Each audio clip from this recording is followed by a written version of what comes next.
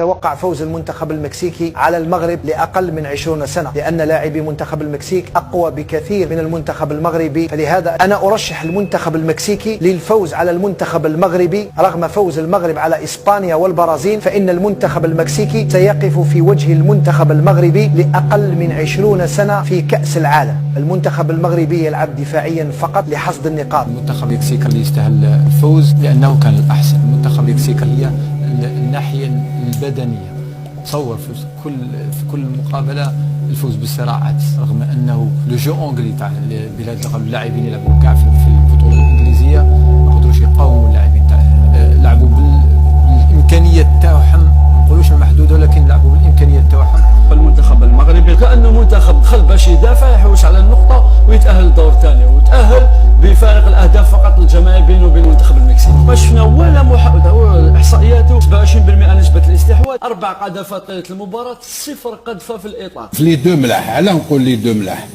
لا ميور فاسون دافرونتي سي دو بريباري اون ايكيب اللي تحارب في التيران سي لو بلون تاكتيك، سي لو بلون اورغانيزاسيون جو اي سي لو بلون انجاجمون. هذا هو الصح. يقدر يفعل الفعلة هذه ويفوز بكأس العالم لأن عنده تعداد جد ثري، عنده ثقافة تاع كرة القدم. نشوفوا باللي المنتخب الإيطالي كما كاش في كأس العالم كاين شيء ناقص. نعرفوا باللي هذه منتخبات دائما ما تصنع الإثارة في الكؤوس العالمية. على بالهم باللي المكسيك راهم رابحين 2-0، هما ثاني خاسرين 2-0، كاليفيكاسيون في يدهم. كاس عالم خاسر 2-0، حق مشروع انك تدافع على حظوظك، ولكن نسينا شويه الفرجه تاع والمتعه تاع كاس العالم. المنتخب المغربي اقل من 20 سنه، لا فورماسيون ناقصه، يتقال عليهم اقوى بكثير، راح يفوز بهذه المقابله. ترشح للفوز على المنتخب المغربي. مدرستين عندها فرصه كبيره باش تمشي لي دومي فينال وحتى بالك لا فينال تغلب، حتى وكانت زمره تاع جوده تاع لاعبين. لما تشوف انت اللاعبين اللي موجودين قيمه فرديه، سي لو بلون تاكتيك اورغانيزاسيون جو tu vas apprendre وتلعب مع دي غران جوار. اي لو دو لوت سامير اوسي تلعب اون افريك في واش عليه لو كليما اي سادابتي اوسي سورتو تيران. بارفوا لي تيران سون ان بو اون ديفيكولتي وكذا. المكسيك وانت داخل على واحد المجموعه يعني قويه وعارفه بلا قويه، ولكن الحمد لله انتصر الثاني على التوالي بفضل مجهودة اللاعبين، بفضل مجهودة الجامعة وفوزي القجاع، لأنه رد المنتخب المغربي والمنتخبات المغربية ما تهيبش كأس العالم وما تخافش من المنتخبات الكبيرة، ولاو ما يخافوش منهم. يعني يدخل مباشرة ما على بالوش كاع. يعني ما شاء الله بال 2022 اللي هنا تغيرت بزاف، وهذا الشيء اللي حاسدين فيه الناس والغيرة واللي يحسدوا به المغرب، لأنه المغرب وصل لواحد المستويات عالية في كرة القدم بفضل يعني رئيس الجامعة فوزي القجاع اللي خطط، والدولة من المالك وكل شيء اللي خطوا لكرة القدم وصلوها لمستوى عالي. وهذه لا طفرة نوعية. تخيل تتأهل نهائي كأس افريقيا وما تفوزش بها، وتسمع راسك طايح في مجموعة اللي فيها البرازيل اسبانيا والمكسيك، ومع ذلك تخرج منتصر بجوج مقابلات ومتأهل للدور الثاني وغتواجه المكسيك. يعني تواجه المكسيك وتبقى في الصدارة مهما كانت النتيجة مع المكسيك. ولكن الحمد لله المنتخب المغربي قوي وقوي، والكرة المغربية في ماشي في تحسن، في العالمية. يعني ما بتواجه مدرسة أوروبية وتفوز عليها، وتواجه مدرسة أمريكية اللاتينية البرازيل وما أدرك ما البرازيل وتفوز عليها، وبقي مدرسة أخرى ديال كونكاكاف المكسيك.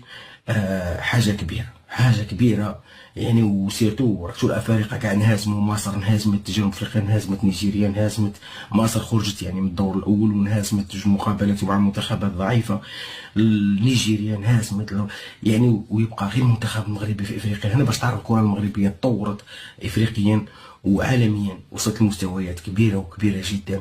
وهذا الشيء اللي نتمناو الالتفاف وراء هذا، وراء المملكه المغربيه، وراء القجاع وكل شيء، لانه كاين ناس حاسدين المغرب وما مخلينش المغرب باغي، ما خلاوش باش يزيد يكحز، لانه كحز في البنيه التحتيه وزاد كحز في الرياضه، جاناهم بزاف وجانا بزاف الناس. يعني تخيل انت يعني كاس افريقيا وخلقوا لك هذا المشكل، ولكن ان شاء الله هذا المشكل غادي يتحل ويفوت. ولكن الكره المغربيه طورت، لانه علاش قلت لكم انا تطورت وشوف دير الملاعب ويجيو يحسوك فيهم، دير يعني هنا ما باغيينش المغرب باش يتكحز، ولكن المغرب يتكحز بكم ولا بلا بكم. شوف تعياو ما ديروا في تاع التراث، تعياو ما ديروا في الاخر، مي الحمد لله المغرب متقدم ومازال يتقدم، وان شاء الله الفوز الثاني هذا، الانتصار الثاني يعني على البرازيل ماشي سهل، وباش تنتصر عليهم هذو زوج يعني راه من المدارس القويه. وما يجيش شي واحد يقول لك لا اسبانيا منا، اسبانيا شنو هذاك رشيد فتاح المغربي مشى اختار اسبانيا. المغرب راه يوري يديك في اسبانيا ويديك في البرازيل. يمين يامال اختار اسبانيا. ها البرشلونه قبيله خسرت مع حكيم اليوم دار هذيك الجهه ديال باريس سان جيرمان كلاها. يحضر معي اللاعب معما مسجل الهدف الاول. معما sacré match aujourd'hui, sacrée victoire contre le Brésil. On a vécu ça avec l'émotion, avec le mental et tout, physiquement aussi. Non, franchement heureux. Comme on a déjà pris le match, vous m'avez interviewé, ça va être dur. On est resté concentré, on a pu switcher pour se permettre de faire un match comme ça. Franchement, je suis content de l'équipe, du staff, du coach, et franchement on est content aujourd'hui. Ça a été dur, grosse équipe du Brésil. Maintenant il faut se focaliser sur le Mexique. Alhamdoulilah, normalement on est qualifié, donc je suis content pour tout le monde, et franchement on est fiers de rendre le peuple. On est fiers, et on espère que le peuple est fier de nous aussi. كان ماتش مهم ضد البرازيل. كيفاش كانت ردة فعل ديالكم بعد التأهل؟ 3 ديال النقاط مهمة جدا بالنسبة للمنتخب الوطني المغربي. احنا Physiquement, mentalement, mais 3 points très importants aujourd'hui pour ce groupe et continuer en tête de ce groupe. On va rester en tête même, on est assuré d'être premier. Donc alhamdoulilah, il n'y a plus personne qui peut nous rattraper. Donc on est content.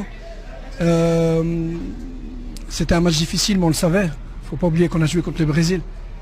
On a 6 sur 6 après avoir joué l'Espagne et le Brésil en Coupe du Monde. Donc c'est clair que c'est un gros effort, c'est beaucoup de travail.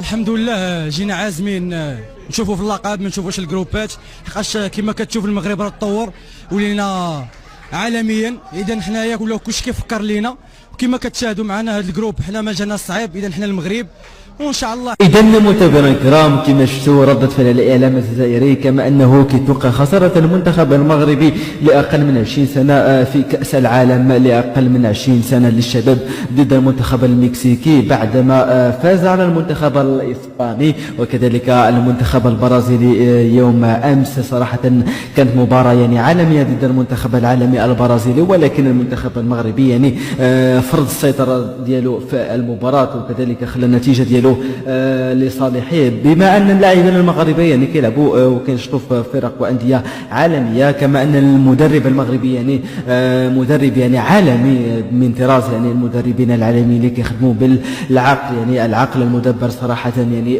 قلب المباراه لصالح الاسود الاطلس، مما كيخلص من الاعلام الجزائري وكيخلي ايضا يعني يتوقعوا وكيخرجوا بغير حسد تجاه المملكه المغربيه وكذلك جميع المنتخبات الوطنيه المغربيه لجميع الفئات العمريه. هذا الشيء اللي كيخلي ايضا صدمه للاعلام الجزائري. اذا متابعينا الكرام خصكم كامل تردوا على الاعلام الجزائري اسفل الفيديو.